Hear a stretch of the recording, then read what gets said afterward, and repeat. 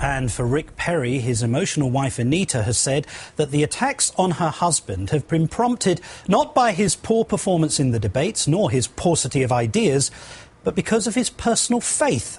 And during a major media blitz today, Governor Perry told anyone who'd listen that he's still in the race as the true Conservative.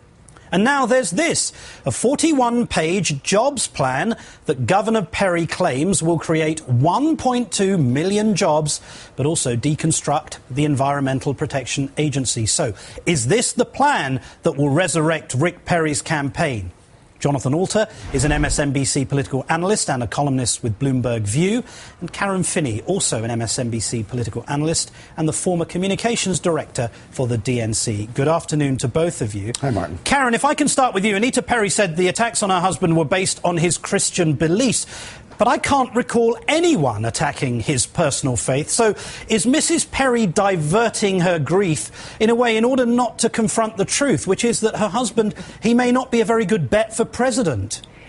You know, I gotta say, spouses always have a tough time, I think, seeing their loved one, or loved ones in general, seeing their loved one attacked. But, I mean, she's got to buck up. This is nothing. If you remember, in 2004, when I worked with Elizabeth Edwards, there were claims that because of her weight, she was kind of too dowdy to possibly be with such an attractive man like John Edwards. This is nothing compared to how mean it can really get.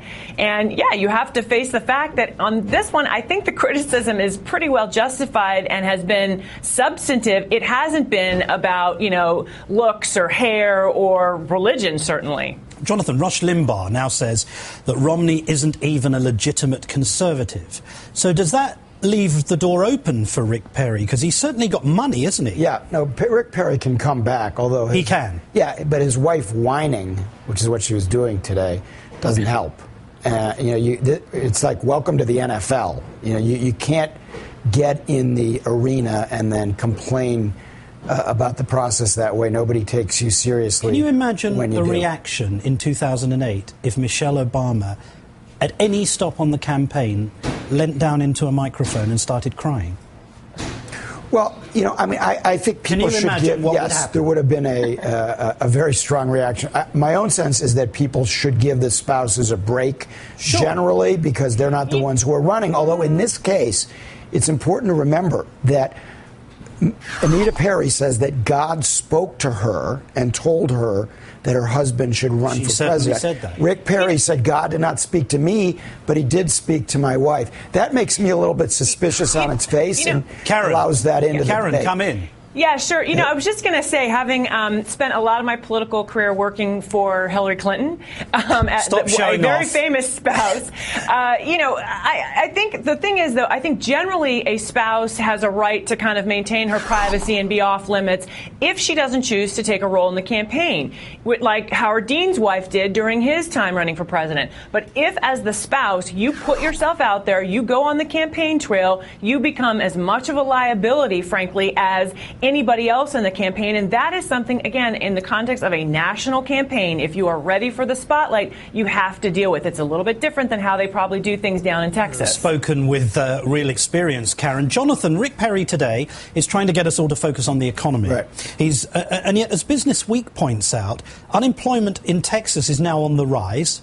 So what is this big claim for this jobs plan? Is there any merit in this? Well, it's important to look at their plans to keep the campaign substantive. The problem with this plan is it's a bad one. I mean, we have China, for instance, which is now moving very aggressively toward a green energy economy.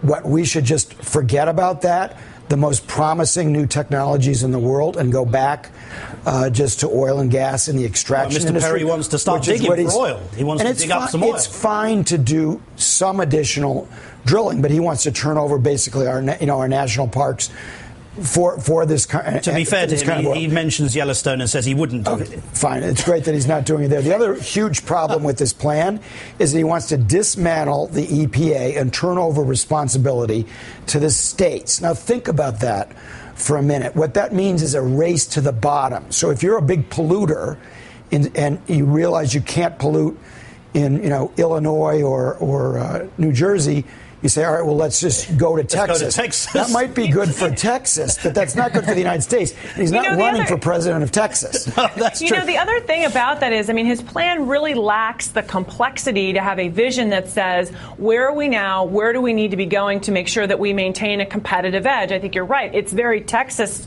specific in its thinking, but really ignores the challenges that we're facing with China, with the global economy, with threats from, sort of other countries, and with our own need to, I mean, he had this rhetoric about we ought to make things in America and buy things that Americans make. Well, guess what? Democrats on the Hill have been saying that for the last couple of years, as has the president. So the shocking lack of just specifics and real understanding of the complexity of our economy, was really pretty surprising. You mentioned let's all dig up Texas, Jonathan. Isn't another problem that Rick Perry is so Texas-orientated? We've had a week this week where a potential plot to murder the Saudi ambassador was broken.